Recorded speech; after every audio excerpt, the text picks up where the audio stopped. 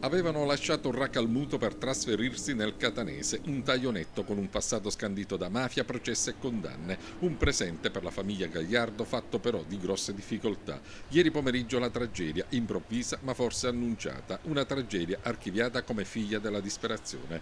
Protagonista Luigi Gagliardo, 38 anni, fratello del collaboratore di giustizia Ignazio, che ha rivelato ai magistrati il retroscena delle attività criminali delle cosche mafiose agrigentine. Colto da Raupitus, ha ucciso a coltellate gli anziani genitori Antonio Gagliardo e Rosa Moroso, poi si è suicidato col gas. Luigi Gagliardo, condannato per mafia, da tempo era fuori dal giro, non aveva un'occupazione, abitava ancora con il padre e la madre, viveva la condizione di avere un fratello pentito e un altro ex sottufficiale dell'Arma. Tra l'omicidio e i suoi genitori non c'erano stati in passato, secondo quando si è appreso, dissapori violenti o contrasti. Secondo una prima ricostruzione, l'uomo avrebbe accoltellato prima la madre, casalinga, poi il padre, ex operaio di una cava in pensione, quindi avrebbe messo sui corpi una coperta. Dopo il duplice omicidio, Luigi Gagliardo ha preso una bombola del gas, ha aperto la valvola, si è steso sul divano e si è portato alla bocca il tubo di gomma, iniziando a respirare GPL e chiudendosi la testa dentro una busta di plastica. La morte è giunta per soffocamento. A scoprire la tragedia è stato il fratello, ex brigadiere in congedo, recato a trovare i genitori.